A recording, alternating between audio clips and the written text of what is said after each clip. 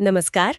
आज हम हिंदी के एक बहुत ही जाने माने कवि सूर्यकांत त्रिपाठी निराला जी की एक छोटी सी लेकिन बहुत ही सुंदर कविता अट नहीं रही है पर बात करने वाले हैं। जी। हमारे पास इस कविता की एक व्याख्या भी है, तो आज हम उसी के सहारे इस कविता की जो परतें हैं उन्हें खोलने की कोशिश करेंगे। बिल्कुल।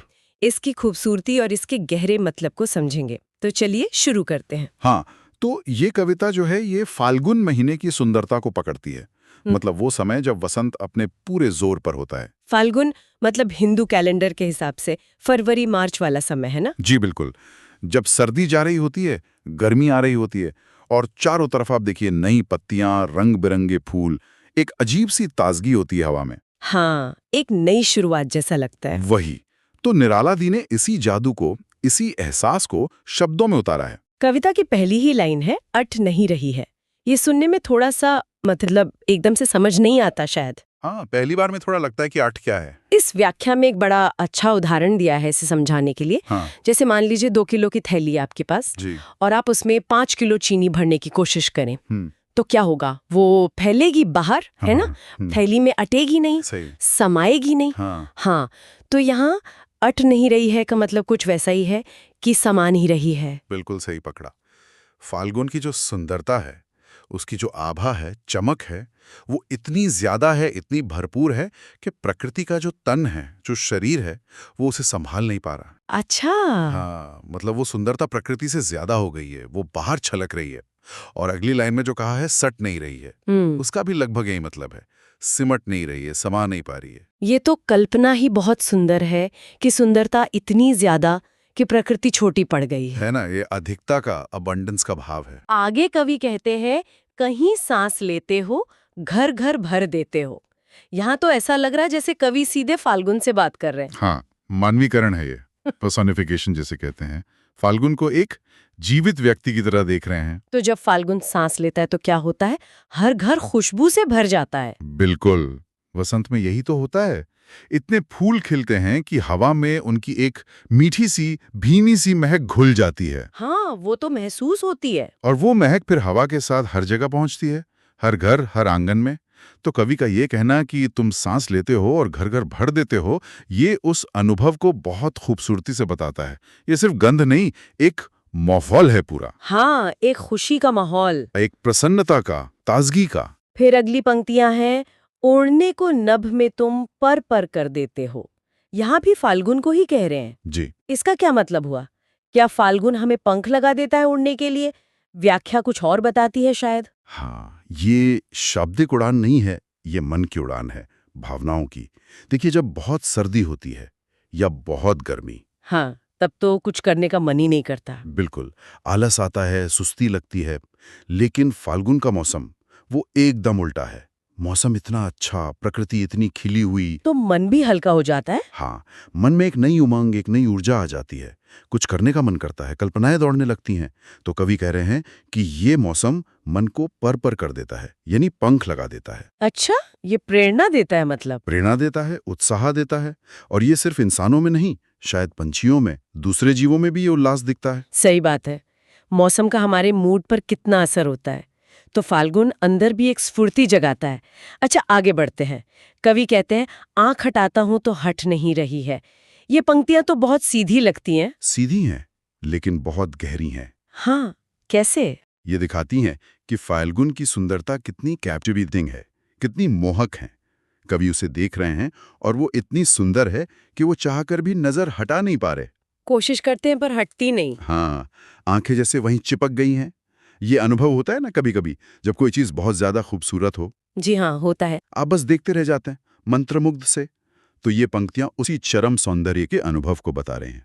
प्रकृति का सौंदर्य आपको अपने वश में कर लेता है। बिल्कुल, ये अनुभव तो जुड़ता है। अच्छा, आगे प्रकृति का और वर्णन है। पत्तों से लदी डाल कहीं हरी, कहीं लाल। ये तो वसंत का जाना पहचाना दृश्य है। जी बिल्कुल। फाल्गुन में पेड़ों पर नए पत्ते आते हैं, पुरानी पत्तियां गिर जाती हैं, नई कोपलें फूटती हैं, डालियां पत्तों से लद जाती हैं, मतलब भर जाती हैं। और ये रंग, हरा और लाल। हाँ, जो नए पत्ते होते हैं वो ताजे हरे होते हैं, और जो बिल्कुल नई कोपलें होती हैं ना, उनमें अक्सर हल्की सी लालिमा होती है। अच्छा, हाँ। तो पूरा पेड़ या पूरा बगीचा देखिए हरे और लाल के मिश्रण से बहुत जीवंत, बहुत रंगीन लगता है। ये नए जीवन का संकेत है। और इसके बाद की पंक्तियां तो मुझे बहुत ही ज्यादा पसंद आई। कहीं पड़ी है उर में मंद गंध पुष्पमाल। हाँ, ये बहुत सुंदर है। उर मतलब हृदय या सीना, मंद गंध मतलब धीमी खुशबू, और पुष्पमाल फूलों की माला। तो ऐसा लग रहा है जैसे प्रकृति ने अपने सीने पर धीमी खुशबू वाले फूलों की माला पहनी है। अद्भुत कल्पना है। यहाँ मानवीकरण मतलब पर्सोनिफिकेशन बहुत ऊंचे स्तर पर है।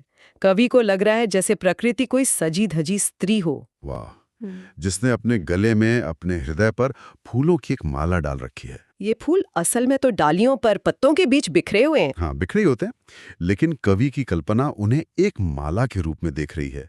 और वो माला भी कैसी? मंद गंध वाली, यानी उन फूलों से धीमी धीमी प्यारी सी खुशबू भी आ रही है। तो देखने के साथ साथ खुशबू का भी अनुभव। बिल्कुल, दृश्य और गंध दोनों। कवि ने बिखरे हुए सौंदर्य को एक सजे हुए अलंकृत रूप में देखा है। ये मानवीकरण तो कविता को बहुत खास बना देता है। प्रकृति सिर्फ एक नजारा नहीं, एक भावुक सत्ता बन जाती है। सही कहा। अच्छा, अब कविता की आखिरी पंक्तियों पर आते हैं। पाठ पाठ शोभा श्री पट नहीं रही है। यहाँ पाठ पाठ का मतलब बताया है जगह जगह हर तरफ। जी, हर स्थान पर। शोभाश्री मतलब सौंदर्य की प्रचुरता, सुंदरता, और पट नहीं रही है, इसका मतलब फिर वही हुआ जो अट नहीं रही है कथा, समा नहीं रही है। एकदम, ये पंक्तियां पूरी कविता का जैसे सार हैं और शुरुआती वाली बात को ही एक तरह से दोहरा रही हैं, पर और जोर देकर। पाठ पाठ यानी कण कण में कोई जगह बची नहीं है। हर जगह सुंदरता ही सुंदरता। हाँ, और वो सुंदरता, वो शोभाश्री इतनी ज्यादा है, इतनी भरपूर है कि उस जगह में पट नहीं रही है, समा नहीं पा रही है। वो अपनी सीमाओं से बाहर निकल रही है, छलक रही है। तो मतलब सुंदरता की कोई सीमा ही नहीं है फाल्गुन में। बिल्कुल। ये पंक्तियां फाल्गुन के सौंदर्य की सर्वव्यापकता और उसकी असीमता को दिखाती हैं। कवि ने कितने सरल शब्दों में वसंत की इस उदार, उन्मुक्त सुंदरता को बांधा है। तो कुल मिलाकर देखे तो अट नहीं रही है कविता फाल्गुन की उस उल्लास और सौंदर्य का एक जश्न है जो इतना भरपूर है कि कहीं समाता नहीं, हर तरफ बिखरता है। हाँ, और देखने वाले को मोह लेता है। और वो सुंदरता सचमुच अट नहीं रही है ना? और ये भी देखिए कि निराला जी ने कितने साधारण से लगने वाले शब्द अट, सट, पट, इनका इस्तेमाल करके कितना गहरा भाव पैदा किया है। ये तो उनकी प्रतिभा है। बिल्कुल। और कविता सिर्फ बाहर की सुंदरता नहीं दिखाती, वो ये भी बताती है कि उस सुंदरता का हमारे मन पर क्या असर होता है।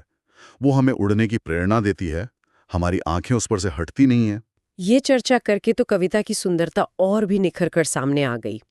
निराला जी की भाषा की सादगी और भाव की गहराई कमाल की है। सचमुच। और प्रकृति का ये रूप, जैसा इस कविता में है, ये हमें सोचने पर भी मजबूर करता है। अच्छा, किस तरह? देखिए, यहाँ एक विचार छोड़ते हैं सबके लिए सोचने को।